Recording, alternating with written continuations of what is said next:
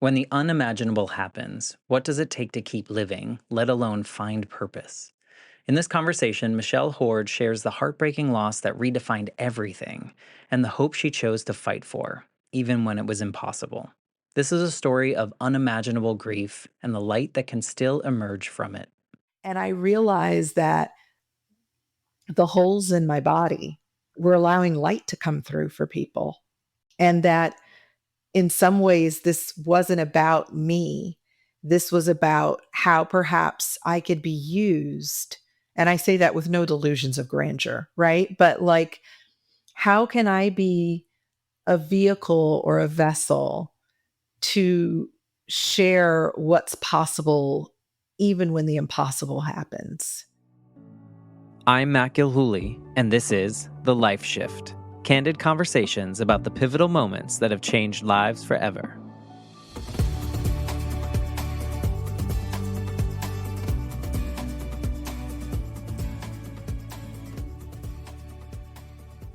Hello, my friends. Welcome to the Life Shift podcast. I am here with Michelle Hord. Hello, Michelle. Hi there. So I really appreciate you wanting to be a part of the Life Shift podcast. We've been talking about this for a couple months now. And we finally made it happen.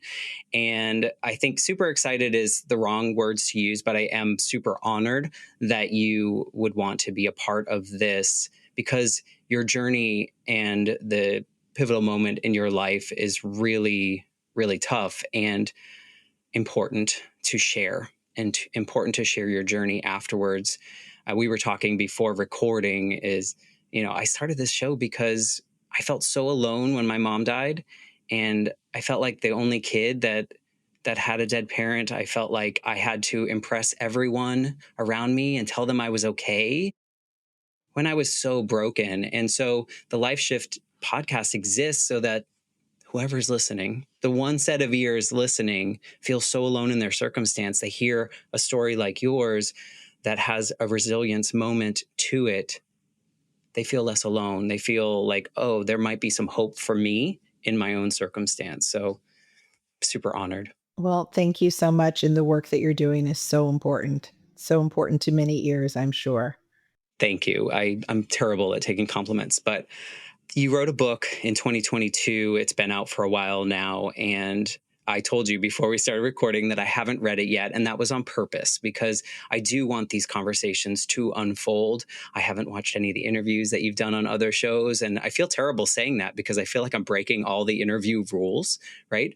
But, podcasts are a different space. I think it's Absolutely. Growing up as a journalist, perhaps you broke the journalism rules, but this is a different space. And I love the idea of just having a conversation and it not feeling choreographed, right? But just seeing where it honestly goes. I like to think of it as someday I walk into a coffee shop and I overhear two people having just like a really deep human conversation and not just like, here are the accolades that I got, or I got this promotion at work and look at me, I'm beautiful, all these things. I just want these real conversations. So that's kind of how I see this. Fantastic. So maybe you can kind of paint the picture of a little bit of who you are right now and then what your life was like leading up to this moment that we're going to be talking about today. Absolutely. So I currently am a consultant. I work primarily with media companies because I've spent 30 years in the media industry. Now, I will add saying I started at age 4. Yes, I was going to say. Yes, child prodigy. But, have worked on shows like The Oprah Winfrey Show and Good Morning America, and worked primarily as a producer. And I am married and literally just relocated to the DC area with my husband in the last week. I was joking with you that there's banker's boxes that hopefully somewhat hidden all around me. What I've always enjoyed professionally was storytelling and telling other people's stories, hearing other people's stories. And it really all started with my first job, which was at America's Most Wanted We've heard of that. in Washington, D.C. Yes, perhaps once or twice. In a lot of ways, that show really was a trailblazer. And John Walsh, who hosted the show and started the show, was someone whose child had been kidnapped and murdered. And so he came into the space with such advocacy. And so it was not just kind of the true crime space that we can get caught up in now that I've got to be honest, creeps me out a little bit when people just enjoy watching other people's misery. But really, how can we, how can we help? How can we make a difference? And so one of my first jobs out of school was handling missing children cases all over the country in the 90s, where scary enough, it seemed like there were a lot of them. A kid on their newspaper route in the morning who gets kidnapped. And so those stranger abductions would happen. And within 24 hours, I was on a plane going to be with the family, getting the news out to the FBI and working with the National Center for Missing and Exploited Children. And what I always found fascinating is the wrong word, but inspiring, was that one, a community of strangers would come together, that people will bond together in very difficult times. And that mom, dad, family somehow were surviving. Somehow were talking to me, cracking a joke, making dinner, and just the power of what humans can withstand and endure. And I don't want to say overcome, because some things just live with you. Some experiences just go with you. But it really, I think, in some ways informed the type of work I became gravitated to, which was, how do people survive things that, if I'm watching at home or listening on a podcast, I say, oh my God, there's no way I ever could. And yet somehow ordinary people have this extraordinary thing that comes out of them when it's necessary. I've had lots of conversations very similar to that where someone comes to me, they've heard my story, which doesn't isn't just my mom dying, but and they're like, I can't possibly imagine going through that. And then on their side, their story to me is like, I can't, how did you do that as a human? And so I don't know why we sometimes will compare our stories, but in the end, we are very resilient if we are willing to be. I think there's some element of that which is really hard to move forward, I think. But again, like you said, there's a lot of human aspects to it. You still have to breathe and eat and do things in a moment like that. But even America's Most Wanted, I think they helped a lot of they found a lot of Absolutely. people because we didn't Absolutely. have social media, we didn't have No, I mean, the people were internet. calling a 1-800 number. So it was a very, very different time. That's got to feel good too, though, right? Oh, I mean, absolutely. When you would hear captured, one of the fun facts about that show was, a lot of times they watched the show in prison. Prisoners watched it. And like, we would literally get calls from inside prison of like, hi, there's this guy that says his name is Joe, but clearly his name isn't Joe because I just saw him on America's Most Wanted. So, I mean, people really felt it was a way to connect before we had all of these, for good or for bad, other social ways that we're able to connect with people.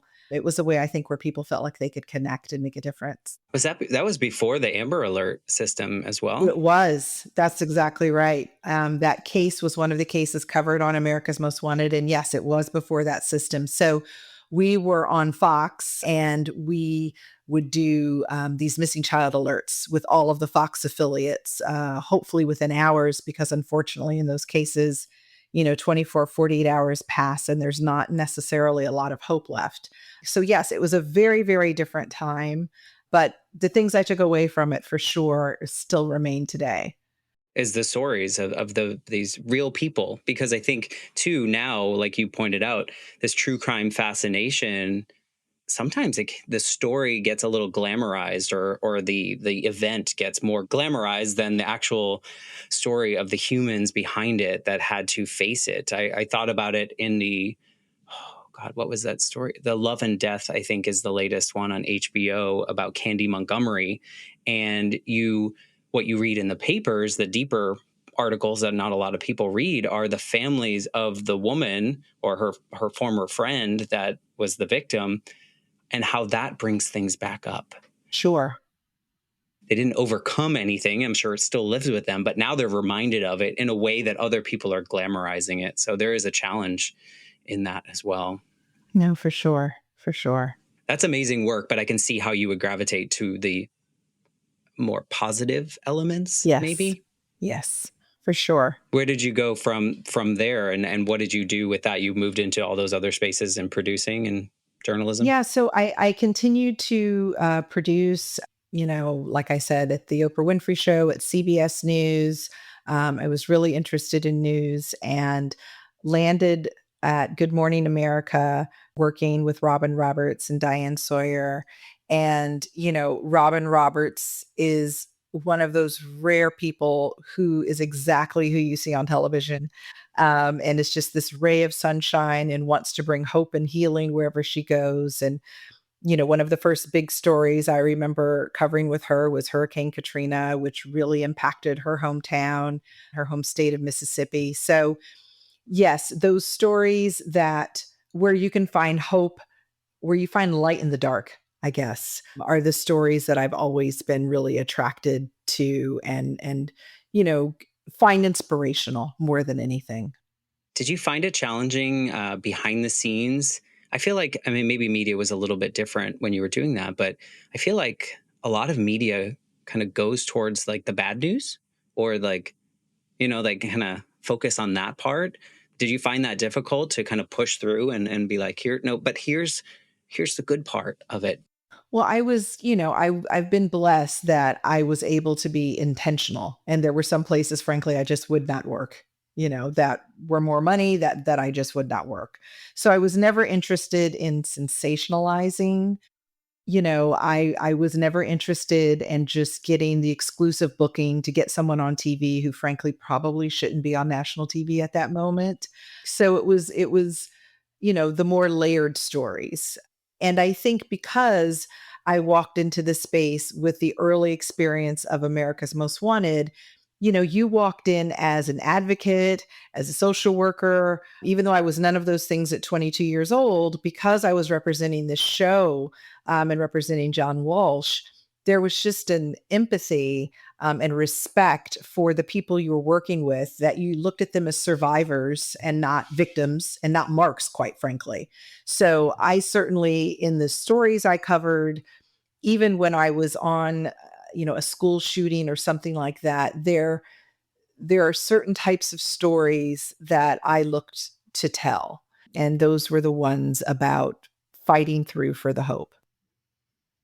Which, I guess it brings us closer to the moment in your life where you be I don't want to say it like this.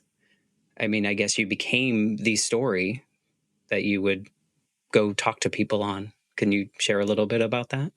Yes. So, the name of my book is The Other Side of Yet.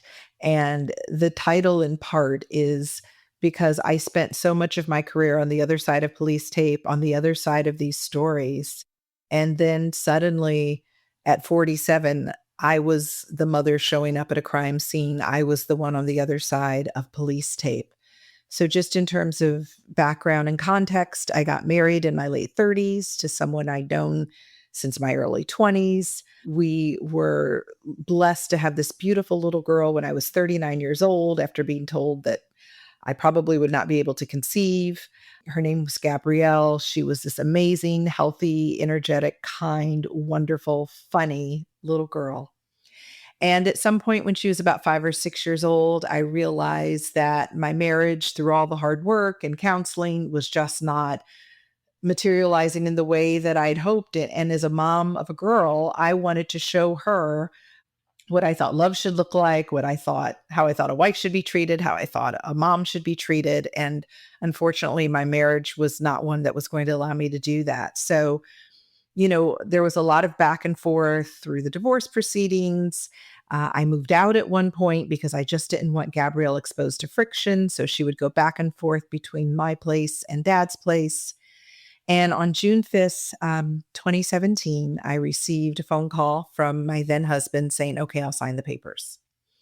And I rushed to like meet him in a notary because it had been such a horrific, divisive several months. And before he changed his mind, right? And I remember signing, all these papers in front of this complete stranger. And it literally feels like you're signing the life away, right?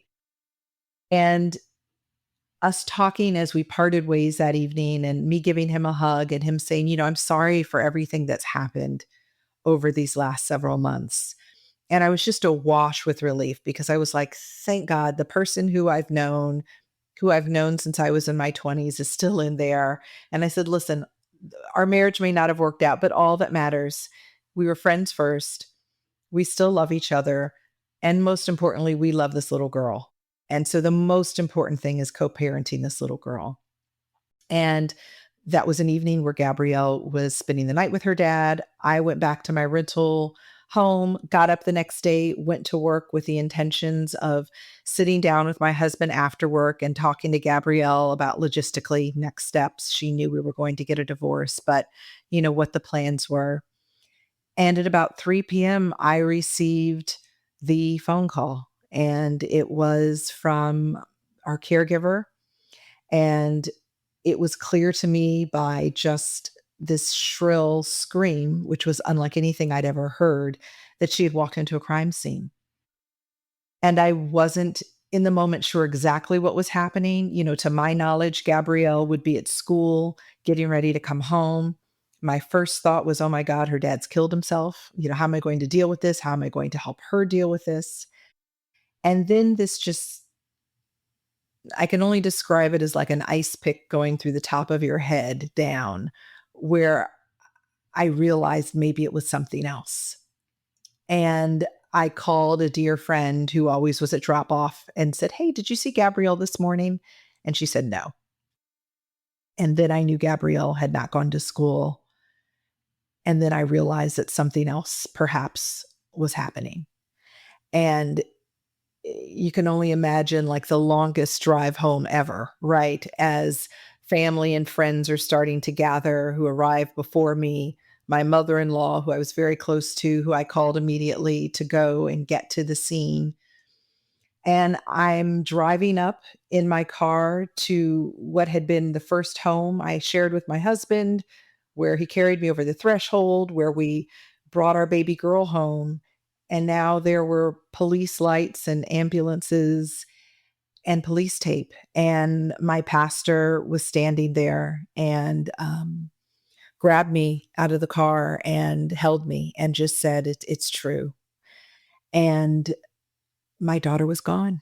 My husband had taken our child's life and was still alive and was in police custody.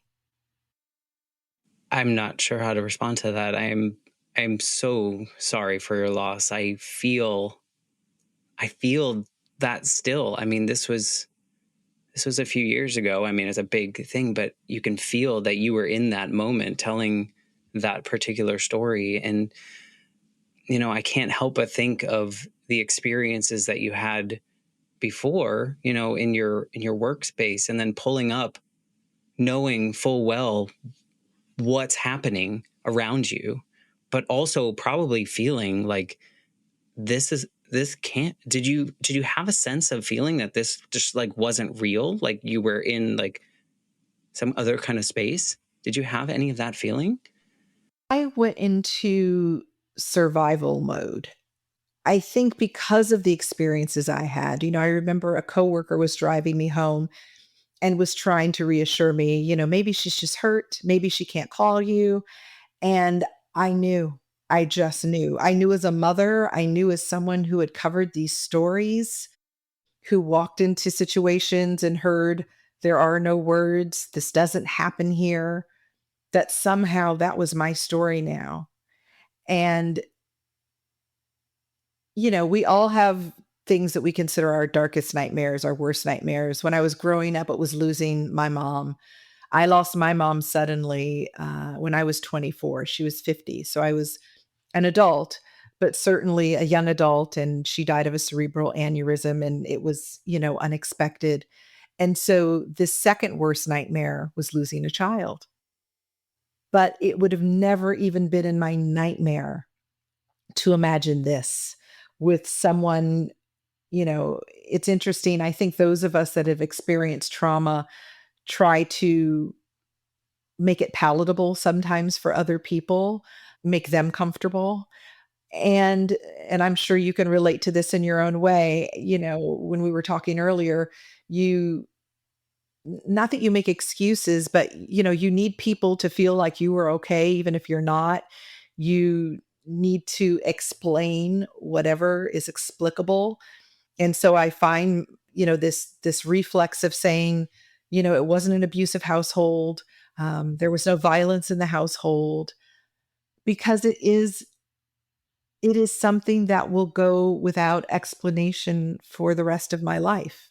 And I think that was one of the first truisms that I had to accept on this walk was there are things that are just without explanation. Even as someone of faith who grew up in the Baptist church, who has a strong faith, what my faith hasn't ever promised me was that everything was going to make sense to me. People say a lot of things in the name of God, a lot of things, frankly, that I think they shouldn't say without authority. I believe in my heart of hearts that just like there's good in the universe, there's evil in the universe.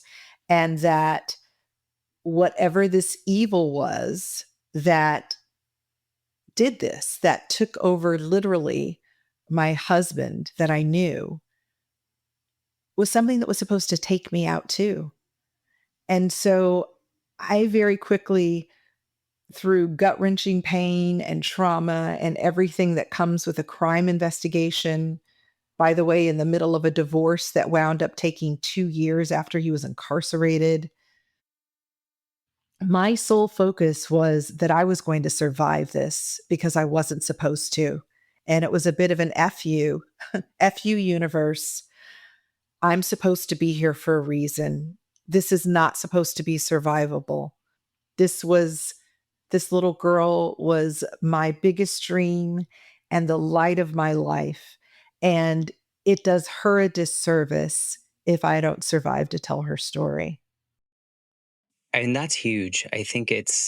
I'm sure there were moments in which you did not feel that way. I'm sure there are little blips in time in which you were just, how do I move forward?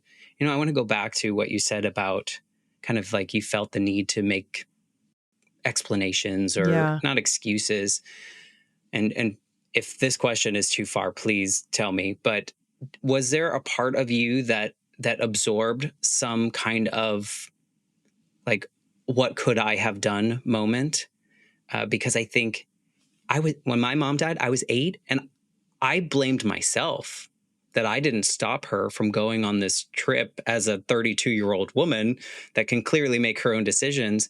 But I remember having a temper tantrum like before she went, and she's like, "It's fine, it's fine." And then it wasn't. And then so I absorbed that as an 8-year-old. I can imagine as a grown person with your own thoughts. Did you have any of those moments in which Sure. I mean, listen, as a parent, as a mother, wondering what I missed, wondering what I didn't see, I'm incredibly grateful that I was able to very quickly start to work with a trauma therapist who I still work with this to this day. And one of the first things she said to me, and she'd grown up in the Manhattan DA's office, is, "You didn't miss anything because there was nothing to see." That is truly a sociopath. Certainly, everyone in my life, from my father to dear friends, it's as if we all felt like I was this very safe driver that got mowed down by a Mack truck. And so much of life in those early days and months and weeks and even years after were, what's coming? Can I see what's coming? Can she see what's coming? And one of the lessons had to be, one, really letting go of ever understanding. And then two, realizing that there just are some things outside of our control. And I think for me, and it's interesting because as I started to write this book, COVID happened. And I found, strangely enough, or perhaps not strangely enough, that my ability to articulate my story became much, much easier when COVID happened, because all of the sudden there was this universal thing that was not possible. It was not possible. It was out of a horror movie until it was, right? And once it was possible, what else is possible, right? When something sudden, horrific, traumatic happens, it sort of opens up this door of like, oh my gosh, if this could happen, what else could happen? I'm sure you experienced that as a young man of like, don't tell me what is or isn't possible because I've already seen what's possible, right? And so at different levels, which is why I think these conversations are so important right now and that people are willing to testify and be vulnerable. We all have experienced incredible trauma and loss of life as we've known it in the past few years, even if you didn't lose someone personally. And so acknowledging that and understanding it will never make sense. We'll never be able to understand why there were families that were completely wiped out by COVID and others that weren't, right? Or why it spread, or why even science can't emotionally help us, right? Connect to what happened and promise us that we're safe today.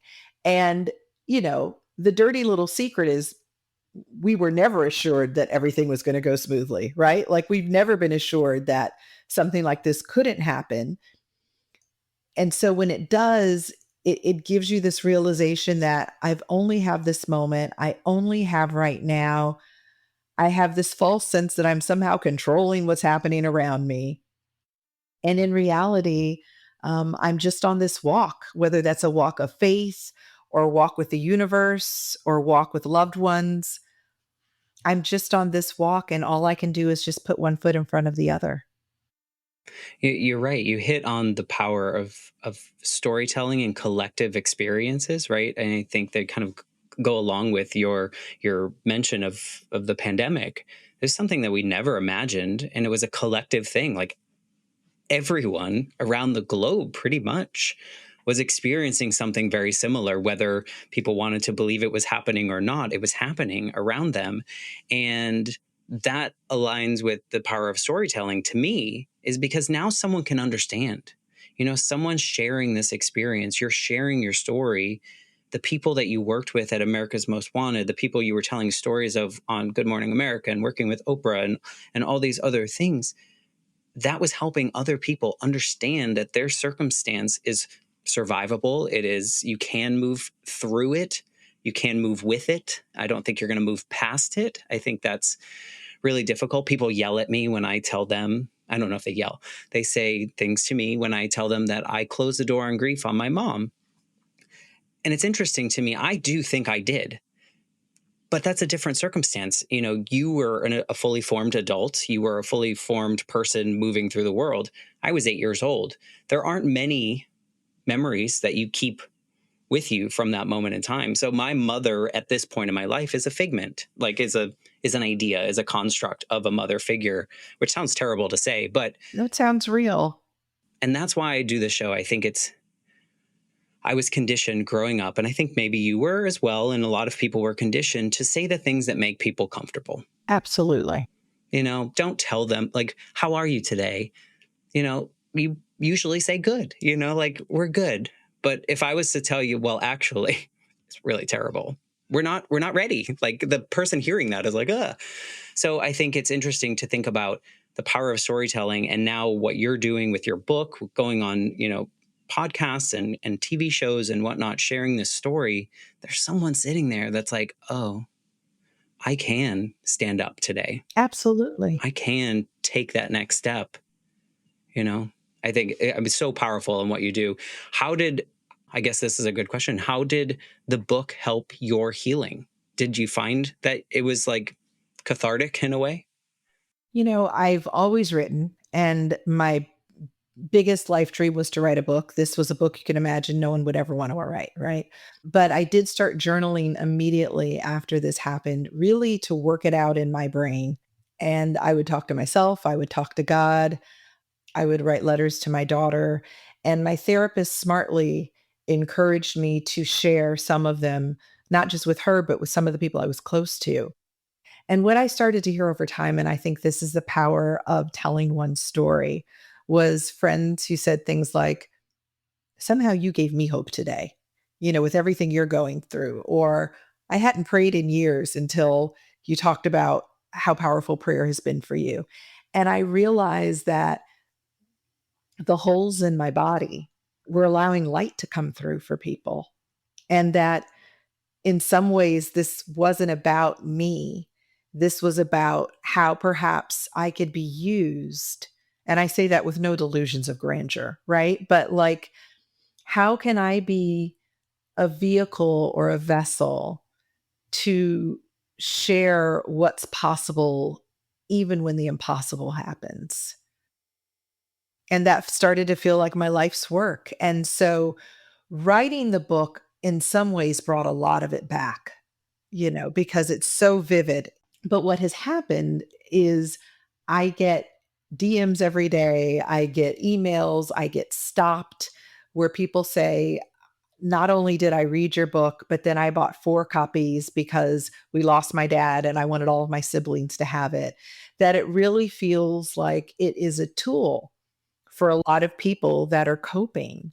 And listen, the reality is we are all coping with some type of loss, right? Either you're coming out of it, you're in the middle of it, or you're going into it. And that's infertility, that's divorce, that's heartbreak, right? I think one of the hard things, and I'm sure you can relate to this as well, is when you've had a loss that most people can't really comprehend or doesn't feel relatable.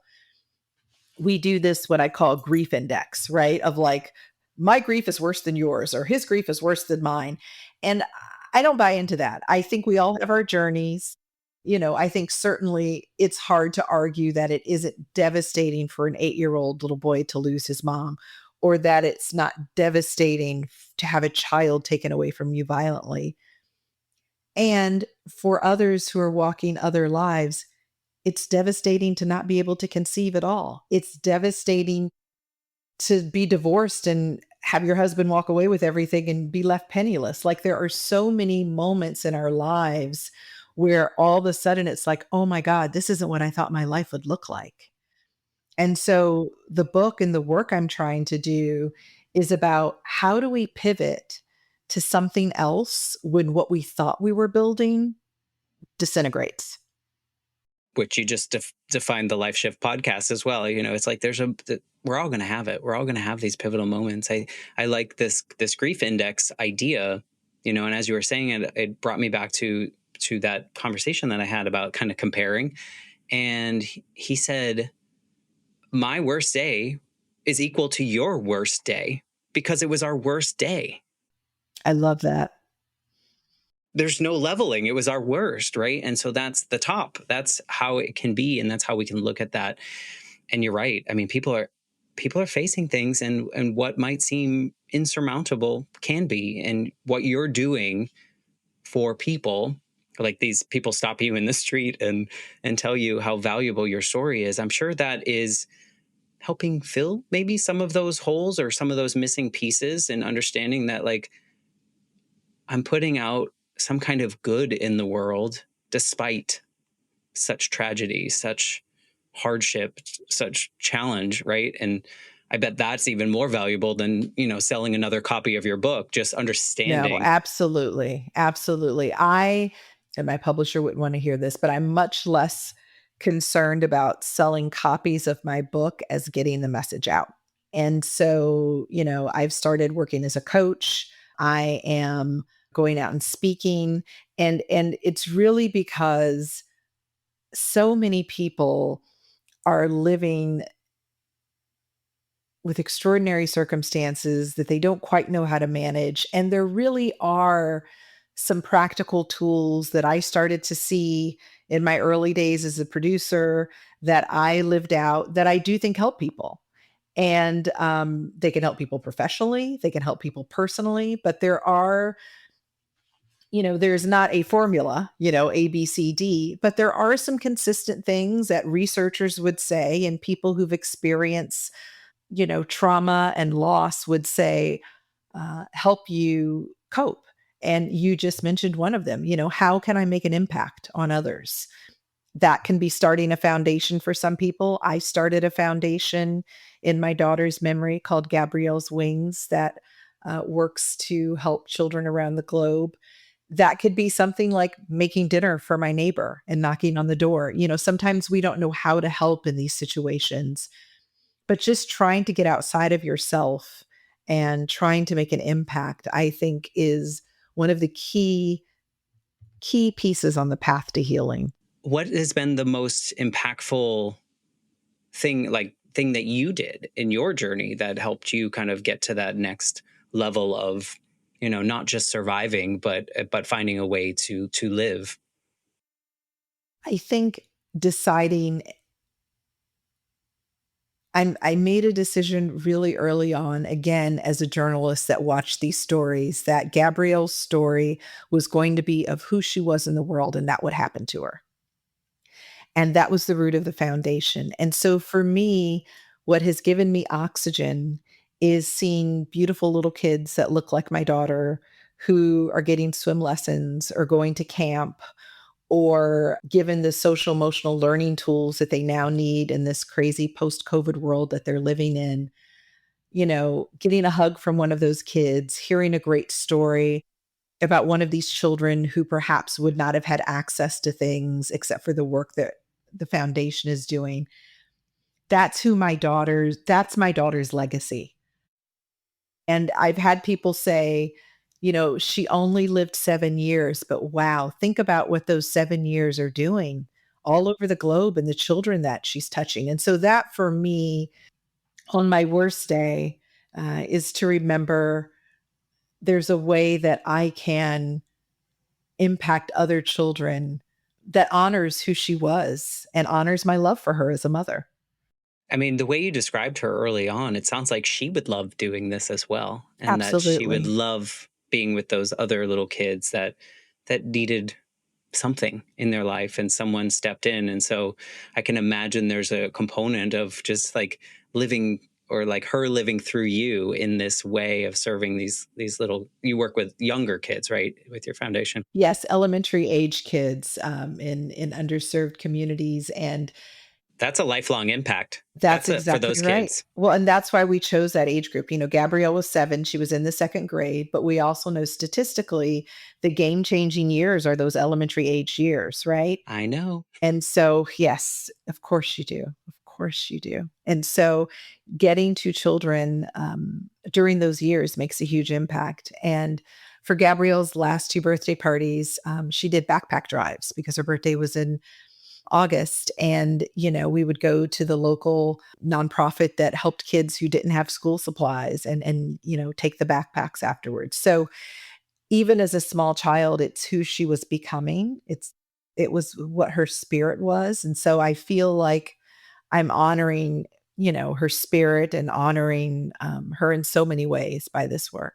Yeah, I love it. I mean, I picture her and that, when you see those other kids and just how that can just be a part of their journey. And like you said, that impactful age, I imagine as an 8-year-old, if things were afforded to me in a different way.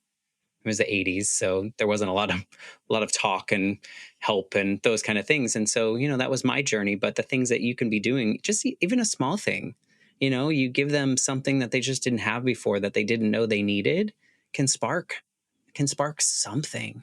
I was talking to someone the other day in which they created like a solar light system, and they go to war torn countries or places like in Haiti after the earthquake, and they bring these little kids this magic, right? This solar powered light. And we talked about how, that's great utility, but imagine as that kid seeing that there's hope in some kind of magic, that the creator of this came and gave it. You invented this. That's possible.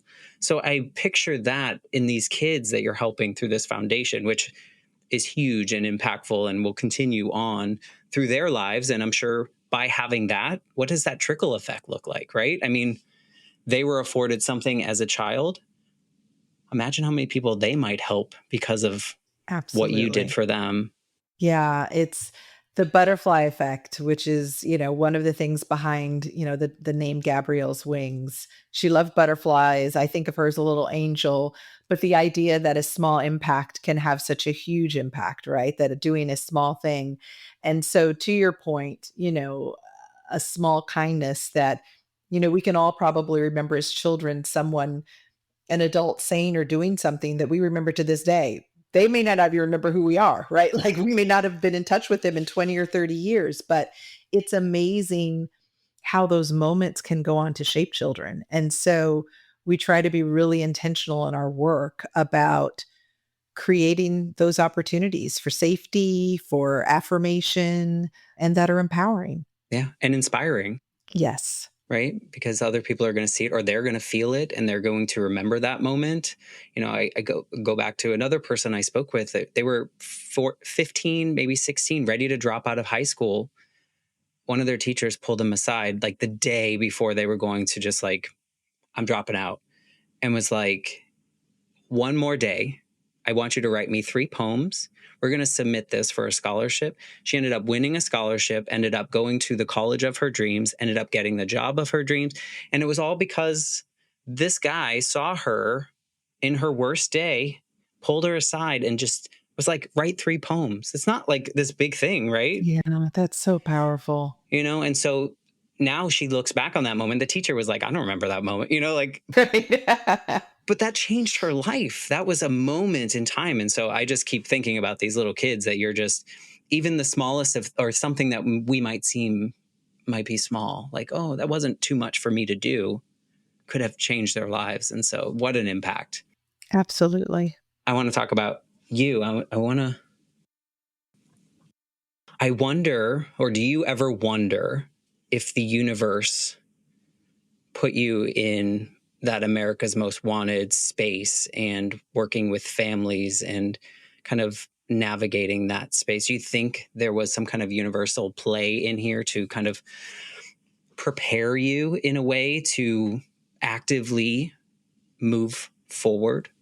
It's one to grapple with, right? I lost my best friend when I was 6 in the 70s where we didn't talk about things. No, certainly not. Lost my mom, and her mother 3 months apart in my early 20s when a lot of my friends were not experiencing those losses, worked on this television show, and then this happened. So, what I know for sure, and I'm sure you can relate to this, is you understand how people grieve and grieve differently.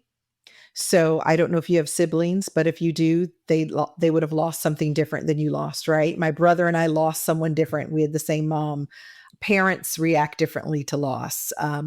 There are people that, want to talk about the person all the time. There are others that literally will put every picture, every memento, everything away, right? And so You're describing my family.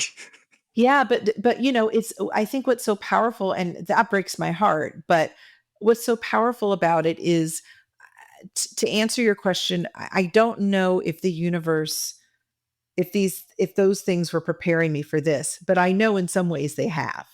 That I walked into this circumstance understanding grief, understanding sudden loss, having watched other people deal with loss through violence and grappling with the criminal justice system. Yeah. And the importance of gratitude, of like little moments of gratitude. And that could be the sun is shining today. My friend brought my favorite cheeseburger over. Like, you know what I mean? Like early on, like the little, just having the courage to be grateful for those little things. So I do think there are lessons that our life gives us that if we're open to receive them and call upon them can help us on our journey as we continue. The openness is important. I can relate to a lot of that, right? I mentioned my mom dying when I was 8. My dad's mom kind of took over the role of mother, and we became pretty much best friends, like inappropriately best friends at times, as my dad would say. And she didn't talk about my mom dying like until the day she died. But I feel like I failed grieving for so long, for decades, for like 20 years or so until, I was ready, I guess. But what that did serve me is that when my grandmother was diagnosed with cancer, I knew for me what I needed to do to make sure that the process leading up to and after was going to be the best for her, but also the best for me. And so that, in that sense of, maybe the universe didn't take my mom out in that way so that this could happen. But yes, to your point, being able to understand that there are things of that experience that could serve me later on. I had the conversation with my grandmother before she died and said everything that ever needed to be said. Like, I don't think I could have done that without not being able to do that with my mom, right? I sat with my grandmother the last 96 hours of her life in the hospice house, watched her take her last breath. I don't think I would have been able to do that. And so I knew that when she took that last breath, I was going to be okay. I knew what I could do. I knew that I did everything that I needed to do. I said everything that I needed to say. And here we are moving through our life if we're aware enough to see that these experiences can fulfill us. And so I didn't mean to throw out there that the universe was like throwing things at you early on to kind of prepare you here. But it's always interesting how people like you that have the ability to reflect on those moments and what you can do with it is fascinating to watch. I didn't take it in a negative way at all, and it's certainly something I've thought about quite a bit, and I think you're absolutely right. The gift, if that's the right word, of life experiences is, there is our ability to use them to help us navigate whatever is next. Because what we know for sure is as long as we're living, there will be more change. There will be other pivots. There will be times, today will become a before to another pivot in life that will look different, for whatever reason, 3, 4, 5, 10 years from now. And I do think there's something, resilience isn't about being a superhero, right? Resilience is about the collection of tools that you can assemble. It's like being a mountain climber and knowing if I have certain tools, if I use certain tools, if I prepare a certain way, I have the tools I need to scale this mountain.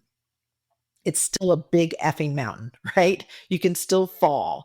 You can still get hurt. It is still as traumatic and scary as it would be for anyone else, but you have the toolkit.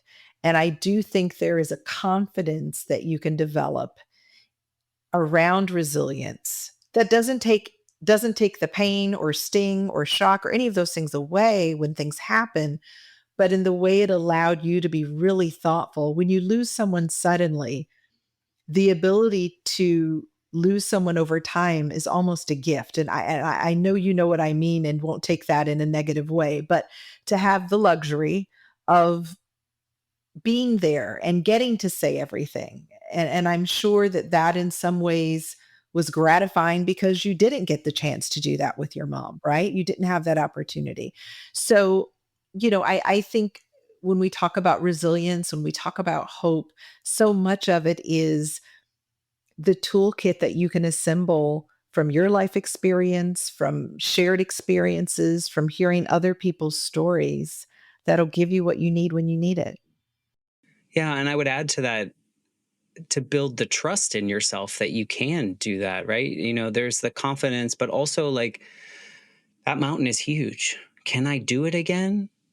Yeah, I think I can. And I think that might be the hardest part for a lot of people that haven't experienced something super dramatic in their life or something super tragic. That first one, that first mountain can be really hard. But again, people like you telling your story of what you did and what you've done and what you continue to do might give them that trust in themselves to take step one, because step two is easier once you do step one. And to go back to our climbing analogy, and Lord knows I'm not a mountain climber. So anyone that's listening, feel free to correct me if this isn't correct. But my understanding is you take it a piece at a time, right? This is the next big part of this scale that we have to focus on. And so the idea of overcoming or healing or surviving my daughter's murder has never been the goal. The goal has been to choose to live today and survive today. And that's a choice you make every day to the extent it's within your power, right? And sometimes that's Ben and Jerry's in a nightgown. Like it's not a podcast. It's not, trying to do a little something to your hair. It's like no mas, can't do this today. Yeah, and that's okay. That's exactly right. That's always, people going through something new in their experience, they losing someone.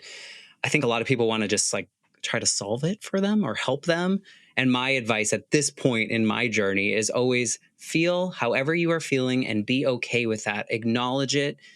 I think early on, I would laugh and then I would feel like, oh no, should I have laughed? And I'm like, I'm a human. Like, we're going to have these moments, and it's okay to be at any point in you could be so mad. It's okay. Honor it, move through it, move with it, however you need to be. And that's the only advice I can give to people, because like you pointed out earlier, a grief journey is different for every single person, and it's your own. Absolutely. And I'm sure you get questioned as well of what people should do when someone they care about is faced with loss. And what I always say is, that person is ripped open with vulnerability, right? Like they don't get a choice. Their stuff. You may be going through whatever you're going through, but their story, when you have this type of loss, forces them to be vulnerable. And so instead of trying to solve it, instead of trying to say the right thing, because you're not going to be able to, that need to fix it is somewhat ego, and instead take the posture of, I'm here right now in this moment. I'm not going to pretend to know what to say. I'm not going to pretend to know what to do. Is there something I can do right now? If that's just sitting here, that's fine. I'm not going to pretend to have the words.